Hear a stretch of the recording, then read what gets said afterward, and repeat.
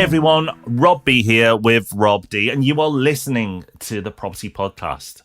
We've got some real experts on the show this week. Experts that deal with multi-million pound deals week in, week out. And they are revealing their secrets to you. And furthermore, they're part of the Property Hub team.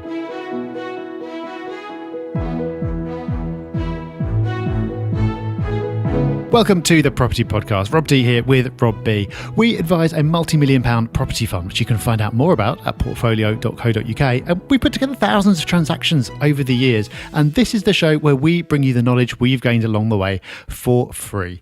Today, we're getting the team in on the act. Rob and Rachel from Property Hub are here to share all the knowledge they've gained from putting massive property deals together so you can take advantage. And if you stick around to the end for Hub Extra, we've got a resource that will help you get your coffee a bit faster. So it's time for our news story of the week, and this week we're looking at the report from Home Track. It's their UK house price index, and the latest data shows us that house prices are up 7.8%. That data runs for the year up to January.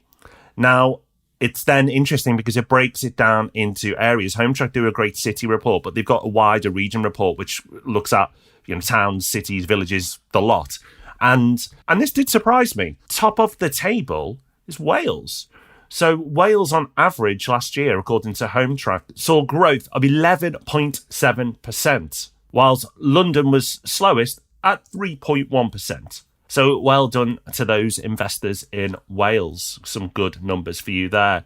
And it also reports that the New Year surge in buyer demand, which is typical around New Year, you do have a surge where people decide, right, I'm going to move house, make a change, etc.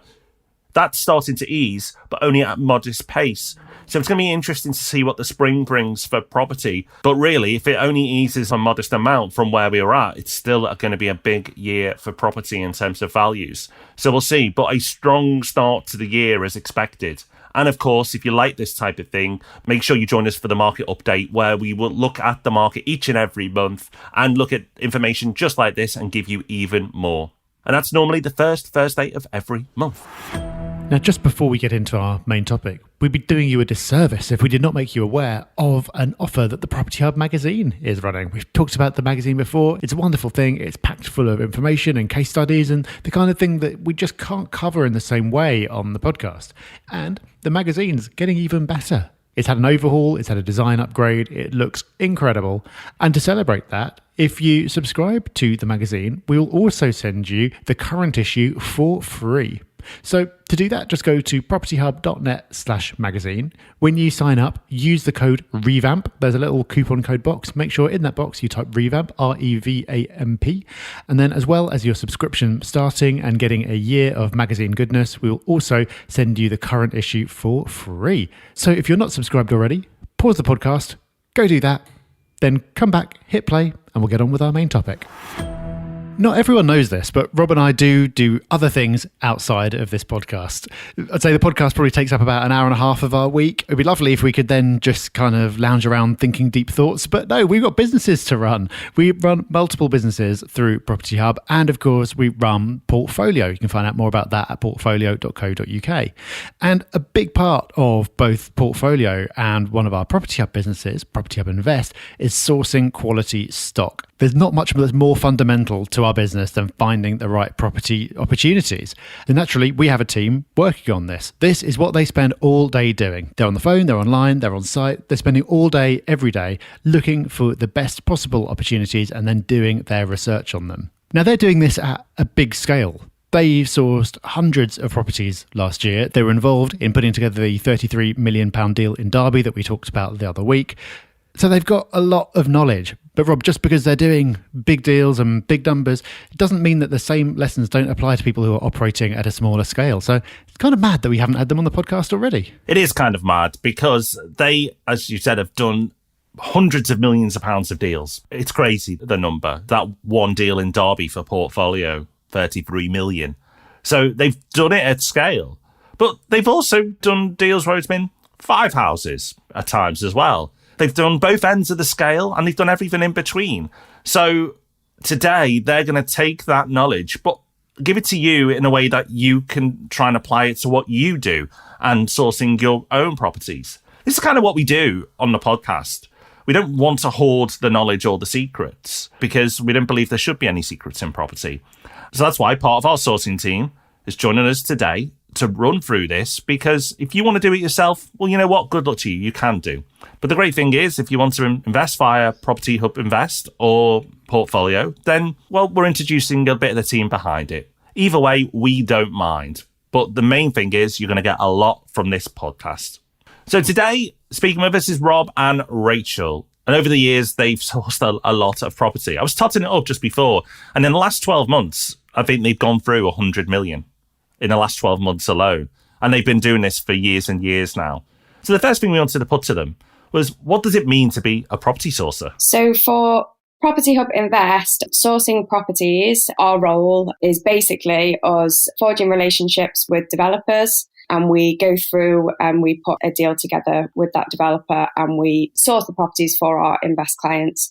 So that goes all the way through from identifying the properties or the development in the first place, all the way through to running the due diligence, negotiating on the price, and getting that ready for our clients to buy. Obviously, I actually know this, but for the benefit of the listeners, can you talk us through how you actually get your hands on some of these great deals? In terms of how we find the deals, it all boils down to your network and the strength of your property network. It really is who you know, not what you know. The stronger your network means the stronger the deals, and you get first dibs on any opportunity that may arise. So it really does boil down to business development and ensuring that you're maintaining any relationships that you have and constantly growing relationships. And then alongside business development, there is the obvious, looking on Rightmove, keeping strong awareness of media and looking to what developments are forthcoming and what developers are operating in your target areas.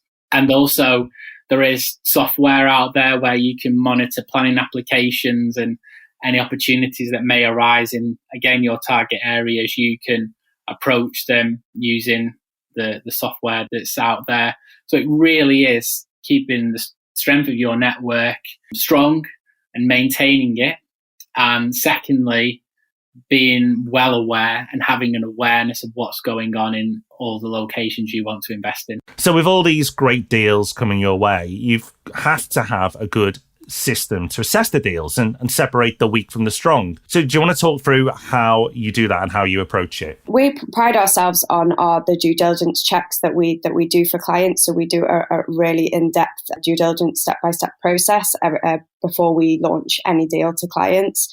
So first of all, we're going to be looking at the price to make sure that we believe in the price point that the client will pay.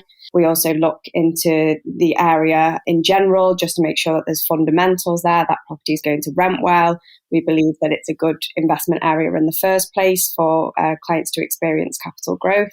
We check that the rent is going to match against the price. So is it going to stress well against the price that the client pays, and therefore bringing in a good return? We look at the floor plan, how the layout of the properties are. We'll always do a visit to the site. So even if it hasn't been built yet, if it's an off-plan deal, we'll still go to that site and walk around and get a feel for the area, just to make sure that there's no red flags there. We will get a mortgage broker to have a look at the site to make sure that they're comfortable that mortgages can be achieved. Instruct a solicitor to have a look at the contract pack to make sure they're happy with the key terms of the agreement there. In terms of if it's off plan, is the client's deposit going to be protected? Is the ground rent something that would be mortgage friendly that lenders will lend to? Is there a good enough length on the lease remaining? All things like that. And these are just a few things that we would look for on every deal, but then there are other due diligence checks that will naturally come up on a deal-by-deal basis, depending on the nature of the deal. Are there steps that you're taking that perhaps an investor who's not a full-time property sourcer might not take? Due diligence is a constantly evolving landscape. It's something that never stands still, and you again have to have that awareness of what's changing. I'll give you some examples. So the leasehold scandal, obviously leases changed, lenders changed their requirements for leases. Grenfell is another one. So off the back of the Grenfell disaster, there was new fire and health and safety certification that was required. And again, lenders changed their requirements. Brexit and COVID, all these big news events have a big impact on lending and lenders in that they change their requirements, and you've got to have that awareness as to how this impacts mortgages, because mortgageability is fundamental to making sure that the deal is right. It's all very well and good negotiating a strong deal, but if you can't get lending on the deal you've negotiated, then you're in a bit of a pickle. So as a property sourcer, what do you feel the most important parts of the role are? I think the most important thing to remember is in person is one of the most powerful things. So you have to get out there and physically meet people, and that might be through attending events. But if you make a contact on LinkedIn or by picking up the phone, make sure you organise a meeting, a coffee, a lunch, whatever it may be, because a phone call and a Teams call is great, but there's nothing more impactful than forging a relationship over a coffee. And just to touch on events, the best way to do that is Google. Google is your friend. So if you, for example, live in Leeds, if you Google Leeds property events and search around that, then you will no doubt find events to attend. And then speak to people in property in your area and ask about events. And the more events you attend, they're the seeds to grow your network. And the water is by going for that meeting and keeping that contact warm by dropping in, picking up the phone at intermittent times. That might be every month or every 6 months, however you feel is necessary. Secondly is LinkedIn is obviously a huge part of business development. You've got to have some focus. So you've got to know what you're looking for. So are you looking for developers? Are you looking for agents? LinkedIn is your old friend. And I would definitely recommend LinkedIn Premium. And you've got to be prepared to be knocked back and to be ignored. But the more you are at the coalface and the more messages you send, the more successful you'll be. So you've got the relationships and the connections to find the deals. You've done the due diligence to assess the deal and make sure it's strong. But then you've actually got to do the deal, right? You've got to lock it down. How do you go about negotiating the deal to make sure that the price is right and the deal stacks up? I think the key to negotiating a deal is to find what that person wants. What is it really that they're after? And to use that as a great tool to get what you want. So, for example, if you know that the seller is really, really keen to get it sold as quickly as possible, you know that you can perhaps be a bit more aggressive on the price as long as you can offer to get the deal done quickly. For example, if you were in a position to purchase with cash and refinance later, if you knew that was going to get you a really good deal, that would be a great way to go. From our point of view, when we negotiate with developers for Property Hub Invest, we're negotiating a bulk deal. So that's really attractive to developers because we're offering them an exit on a lot of units. And that's a really powerful way for us to ensure that we get a great discount for our clients because that's a really attractive exit route for developers to sell lots of units at one time. Okay, so you've mentioned LinkedIn and Google already, which are great, but what other tools do you use? Can it be as simple as just jumping on Rightmove? Yeah, absolutely. I think Rightmove is a great way to keep an eye on the market in general. I think for us, it's a great way to identify deals, but even more so for a property investor who's looking for a single property. It's also a great way to help you value properties and get an idea for the price of the property that you're interested in.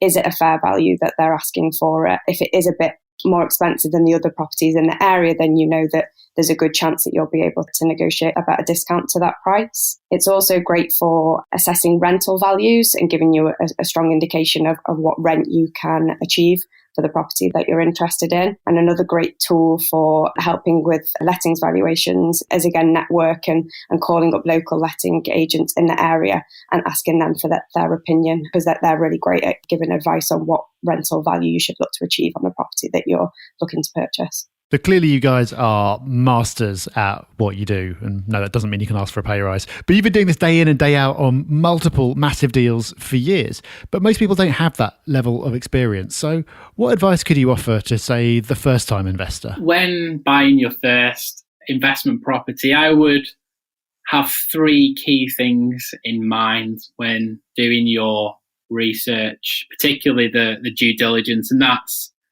the impact on resale, the impact on mortgages, and the impact on rent. If you can have them three things always in your mind, then you won't go far wrong. So when you're viewing the property, for example, looking around the immediate area, is there anything here that will impact the rent? Is there anything here that will put off a potential tenant? Is there anything forthcoming in the area, for example, that would impact the rent? I'll give you an example. So is a prison down the road that might put a potential tenant off.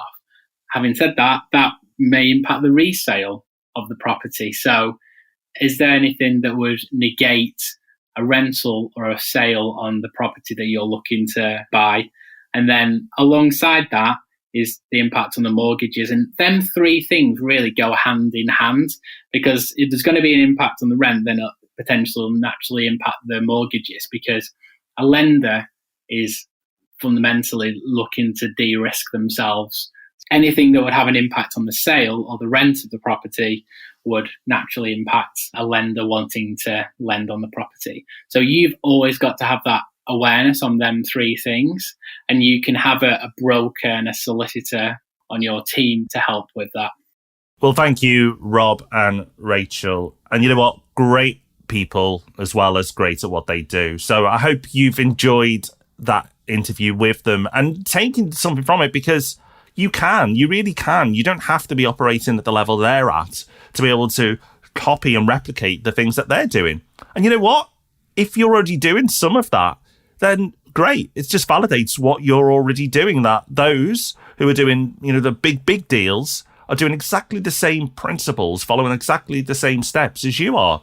So whether you're well on your way to following what they do already, or you're just starting out, I'm sure you found that really useful.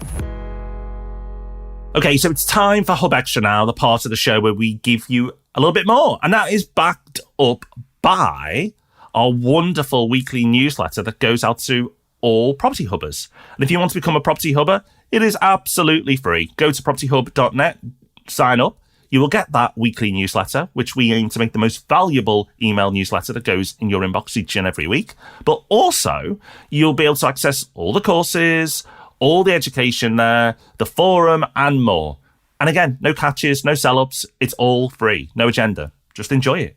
So, without further ado, let's get into the part of the podcast where we take a bit of the Hub Extra spirit and give you more in this podcast. And I'm loving what's down here because, Rob, it suggests that you're going to help me get more coffee. That's exactly what I'm going to do. Specifically, I've recently started using the apps for the major coffee chains. So I got Costa and Nero, but I'm sure Starbucks has got an app, and maybe some of the others have as well. And there's a couple of cool things about actually using these. The first is, of course, collecting the points so you can get free coffees. I used to hate it when you got those little bits of card that you had to get stamped because I'd always lose them. But now you can do it on the app. Well, why not? If you order every day, you could end up getting a free coffee every couple of weeks or so. Easy. If you're paying with your phone anyway, so you've got it out, easy to scan it. But the bit that I've started really loving is what they do, which allows you to actually order in advance. I think they call it click and collect, but the point is that you can actually order ahead. And this is useful in a couple of different ways. And at first I thought this was stupid because you never have to wait that long. It's only ever a couple of minutes, but it's useful in a couple of ways. The first is actually ordering ahead. So there's a Cafe Nero on the way between this train station and our office, and I'm always a little bit late. So what I now do is, as I get off the train, I order my coffee from Nero, which means that by the time I get there, I can just walk in, pick it up and walk off again without the chance of being delayed further. You could point out that I could just turn up at the office without having bought a coffee, but no, that's not an option. The other thing that you can do is, if you're going to be sitting in and you arrive and there's a big queue, then just walk in, pick your table, sit down, order on the app at that point, get started with your conversation or your work or whatever you're doing, and then when your coffee's ready, you'll get a notification. You can just go pick it up. I do this all the time, and I feel really, really smug because even though I'm only saving like 2 or 3 minutes, I love just bypassing the queue, getting on with my day, and then getting that little buzz when my coffee is ready. So this is not a life hack that is going to make you richer or smarter or anything else, but it is going to get you your coffee a bit faster. And I think that's probably more important than any of those things. Absolutely love that, Rob. I'm definitely downloading the apps now. You just feel like you're winning by doing that, I imagine. So I want to have that winning feeling as well. So I'm all over it. Thanks. Great share. And talking of sharing, please do share this podcast if you are listening to it on a regular basis and enjoying it. Well, please do let other people know about it as well. And if you haven't yet, go and check out our YouTube channel. It's growing all the time. We're putting out more and more all the time. And you know what? We've got big ambitions for this year of the type of stuff that's going out there. So you want to make sure you're subscribed so you do not miss any of it. So plenty to keep you busy with until we're back on Tuesday with Ask Rob and Rob. And of course, we'll be back with the main event, the Property Podcast, next Thursday. So until then, take care, everyone. Have fun. Bye-bye. Bye-bye.